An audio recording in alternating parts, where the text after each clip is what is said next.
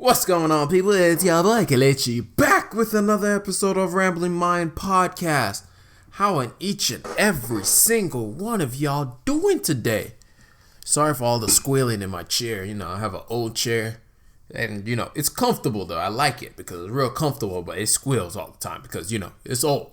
But nevertheless, how y'all doing today? I'm still cold because it is winter, so therefore it's cold outside. But I hope it's not as cold where y'all are at, because I bet, who's in the north? If you're in the north, it's probably snowing where you are, and you're laughing at me talking about, you think that's cold? How about you come up this way, and then you'll know what's real cold. But anyway, I always start off this podcast complaining about how cold it is, and how bipolar the southern hemisphere weather is. How it just switches on you like no man's business. But anyway, that's not the topic for today. I wanted to start off this podcast with a quote that I just heard, and I believe it's a very powerful quote. The quote is, "Infinite access plus unchecked desire equals total disaster." Infinite access plus unchecked desire equals total disaster. I don't know what that means for y'all. That's pretty dang on powerful. It's extremely powerful for me. Extremely powerful. Just the idea, infinite access, because we do live in an age where we can have anything like that. I mean, especially if you live in the United States, you have complete freedom, access to the internet at any point in time. You can basically look and see whatever you want at any day, anytime you want. We have access to food all the time. Literally, we don't have to worry about food. We have food stores everywhere. I know, of course, this is speaking on, if you're listening to this podcast right now, you probably don't have to worry about food most of the time. We have things that can be delivered to us like that with Amazon Prime. I mean, there's 2-hour delivery now. You order something online, it shows up at your doorstep. You don't even have to you don't even have to stand up to go get it. You don't have to drive anywhere. You don't have to walk anywhere. It just shows up at your front door. We live in a time where we can go anywhere, and if they don't give us what we want immediately, I mean, literally live in a microsecond society where if we have to wait for something, that business is failing. Literally, that business cannot survive if it doesn't give us what we need immediately. So you combine that kind of access with an unchecked desire, and desire for anything, desire for money, desire for to want to have women if you're a guy, or want to have men if you're a woman, or whatever. Desire for anything, any kind of desire that we have innately, any desire that is innately good. A desire for food, desire for money, desire for love, desire for anything. Any of these desires that in us that is actually good, that has brought us through survival, has helped us to survive over and over again. Desire for community, desire for validation, desire to be great, desire to prosper, any of the things that are innately good. They're good things. They're not negative things. They're actually good things. But when these two things come together, infinite access to any of these things at any point in time, and an unchecked desire, what happens at the end, in other words, the unchecked desire is where you don't see the reality. In other words, it's just like you just don't reduce what it should be. There's no limitation of like, yo, this is a good way to get this thing, this is a bad way. So for example, it's like, I want money, so I'll do anything for money. So you sell out your friends, you do all the negative things that we see in society. You sell drugs, you do whatever it takes as long as I can make that money. Even things like you work yourself into the ground. You don't celebrate with your friends, or you don't go out to hang out with your friends, or anything like that, which I'm talking to myself as well. Or you just basically sacrifice all your relationships just for the end goal of, I want money. For the end goal of, I want to have money. Because now we have infinite access. There's so many ways to make money. Like so many different platforms to make money. There's so many ways, different ways. YouTube, Twitch. There are so many different small business ideas. You can partner up with Amazon and help deliver vehicles for Amazon. You can find a way to get into real estate. There's so many ways to make money in this day and age. But then if your only desire is I want money, and you don't check that desire, eventually you will get destroyed. Eventually they'll get to a point where you've run yourself so far down that your body can't take it anymore, your mental capacity can't take it anymore, and you're at the point where it's just a disaster. You are a walk-in disaster. It's like somebody once said, what's the point of having all the money in the world if you ain't got nobody to share it with? That quote just hit me hard. Or let's say you just want all the women everywhere. You just want all the women everywhere. So, we have online dating apps, all kinds of online dating apps where literally Tinder is a quick one night hit wonder, whatever. Or you can just start watching porn because you just have a desire to be loved and to be validated. And so you do all that combined of infinite access to porn. You can watch porn anytime you want. Like, it's always available. And then you find out later on you can't build relationships with anybody anymore. You can't look somebody in the eye and tell them how you really feel. Or you can't be intimate with your spouse anymore. Why? An unchecked desire. It's just that's just, to me, that just stood out so much. That just blew my mind when somebody told me. I was at Bible study, and our Bible study teacher said that quote, and it rocked me. Excuse me. It rocked me. And I was just like, man, that is heavy. That is extremely heavy. That's not how I was planning on starting this podcast, but I just felt like somebody else needed to hear that. Somebody else needed to hear, be careful of how much access you allow yourself to have. Be careful of the desires that you have within yourself. You always have to, those two things we have. Look at where we are today with the amount of access that we have with the internet. We're having people that have anxiety disorders because they didn't get enough likes on their Instagram post or on their Facebook post or wherever else they're using. Or they didn't get enough views on their YouTube channel. Because of that infinite access, we just want that thing. And we have a desire to be known. We have a desire for people to come check for us. A desire to be popular. A desire to whatever it is. And so those two things, we're looking at society as a whole today. Never in a time in history have there been such a close rate of suicide as being almost the number one cause of death in the United States. A friend of mine was telling me how suicides is only second to heart disease heart disease as the leading cause of death. We're so well off in the world today that our biggest problem is, my internet went out, and we start complaining. Food is no longer a problem. None of these other things are a problem. Infinite access plus unchecked desire equals total disaster. Just something to think about. Anyways, this podcast is called Rambling Mind Podcast. Usually we don't talk about all this other stuff, but today it was a little bit different. Usually we talk about business news.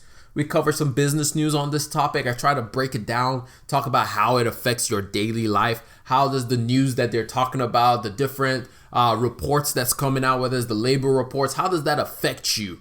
How does that affect the stock market? And in turn, how does the stock market affect you? Because if you look at how everything is viewed today, the number one thing they always look at is whatever the news is, they look at the stock market. How does the stock market affect it? And because of the stock market is affected, that's what shows that, oh my God, we're in a recession or we're not in a recession. We're in a good period of time.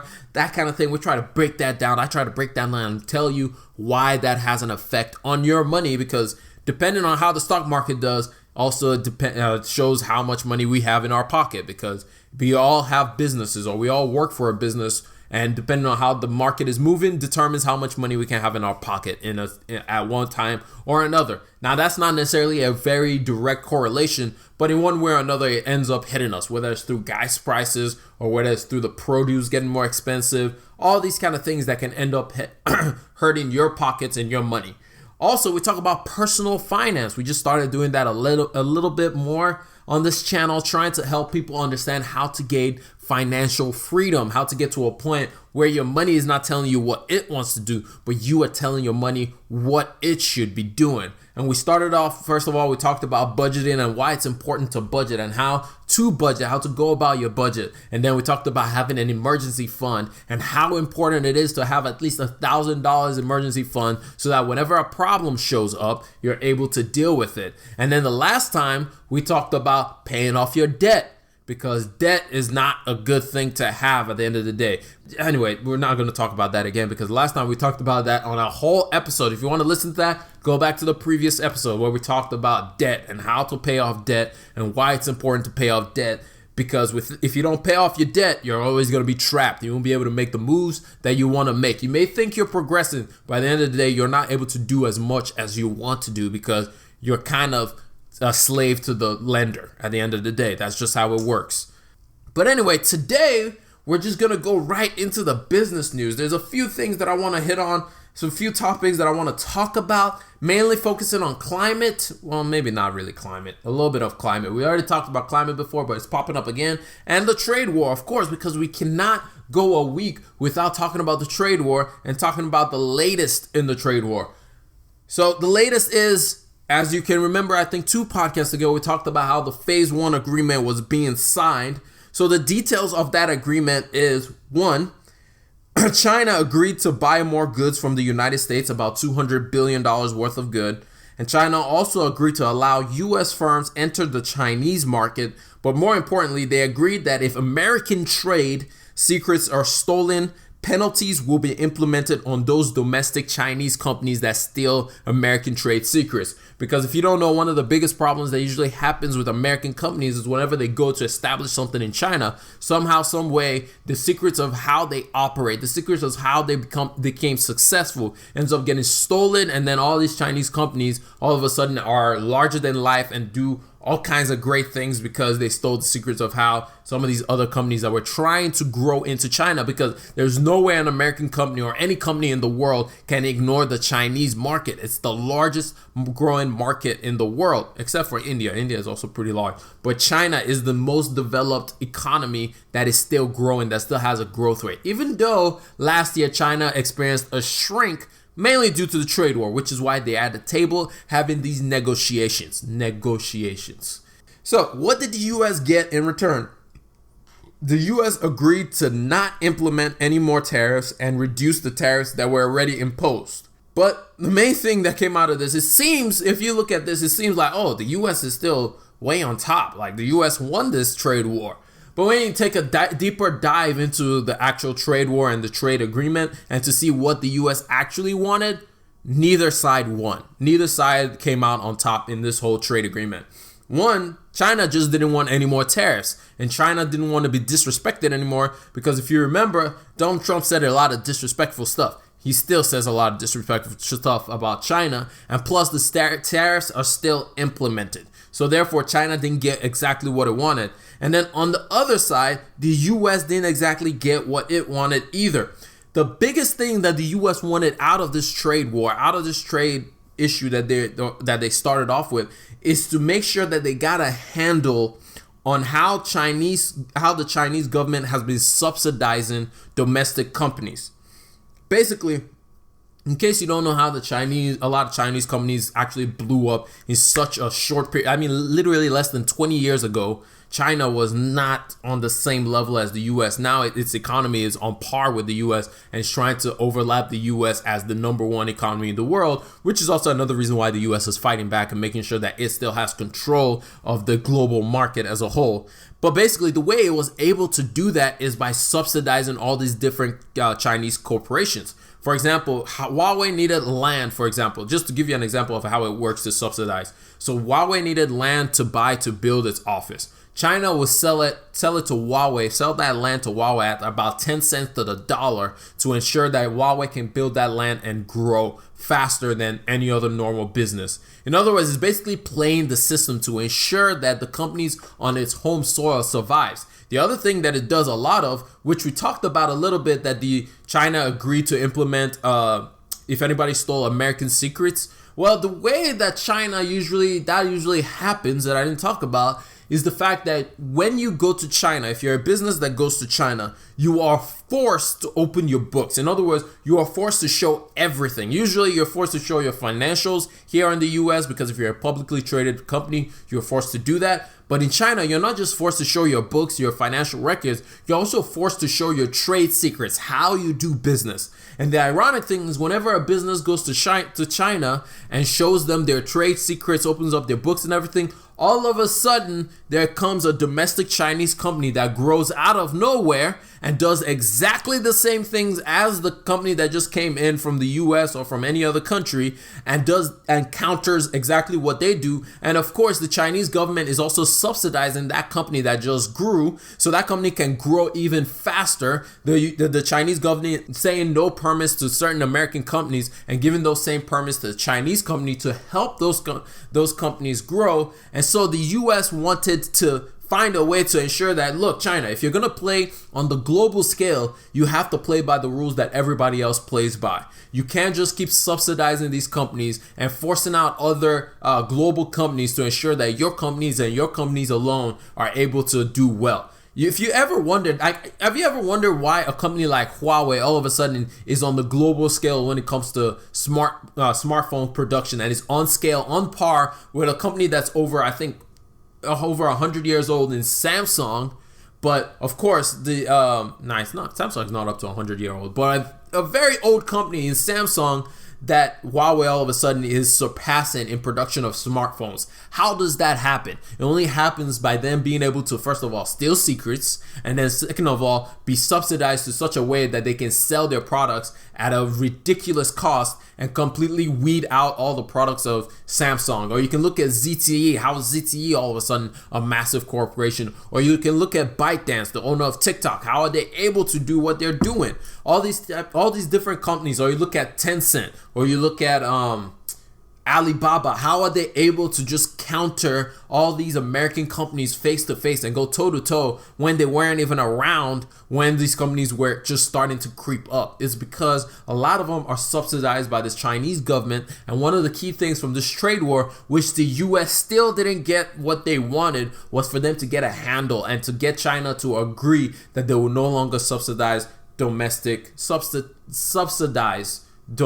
companies. It's hard for me to talk because it's so cold. I'm sorry, and there's something in my throat because, again, it's cold. And yes, I'm still going to complain about it being cold because it's cold. Again, I have to say allegedly, because there have been technically no proof that Chinese government have had a hand in stealing American trade secrets or company trade secrets. But nevertheless, I have to put this asterisk. Allegedly, they've been doing this, even though I don't know how else companies get those kind of trade secrets. But anyway, that's beside the point.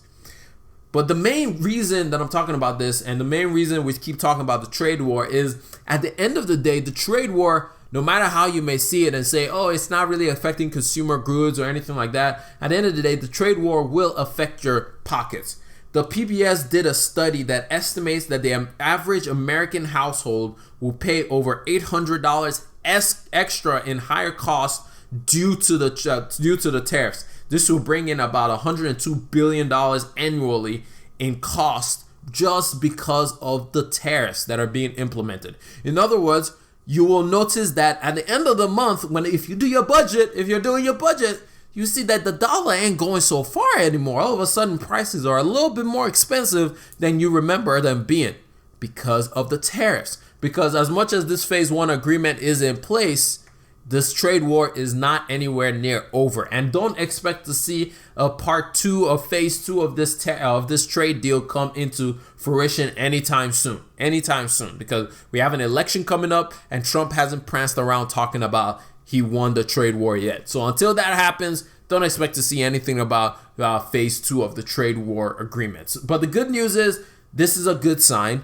The US and China has agreed to meet semi-annually to discuss trade and global market and all that kind of thing. So that's good. These are good signs for the future moving ahead, which is also why we saw some it feels like every other week we're seeing gains in the stock market. At some point, the stock market, which has been good. I don't want this to happen, but you can't keep having the stock market keep going up. At some point, things have to regulate themselves and come back down. Hopefully it doesn't happen anytime soon, but you never know. Moving on from there, just quick hits, some quick little interesting stories that I was reading about. Netflix, which we got to talk about tech because I'm a tech head. Netflix finally opened its books after the post-Baby Yoda took over all of the holiday season. In case you don't know, Disney Plus had over 10 million people subscribe on day 1. Mainly because everybody wanted to see Baby Yoda. If you don't know what I'm talking about, you need to go watch Mandalorian because that show is good. That show was good. I watched the whole thing during the holiday season. That thing is good. You need to go watch it. It's a really good show, and I can't wait for season 2. I'm excited. I'm really excited. And the way Disney did it, they did it just like a regular TV show. Every week they released an episode. Which made people keep subscribing. More and more people subscribe to it. But yeah, but go watch Mandalorian. Disney Plus. If you have a friend who has Verizon Wireless and can give you a free password or something, hit that bad boy up. Mandalorian, good show. Baby Yoda, so cute. But anyway, as expected, Netflix, because of the Disney Plus and it just going haywire and just doing so well because of Mandalorian, like we talked about, and also because of nostalgia, because a lot of people went back and watched a lot of those old cartoons or old shows that they used to watch in the past. Netflix did not do well in the US. They only added about 160,000 new subscribers in the US.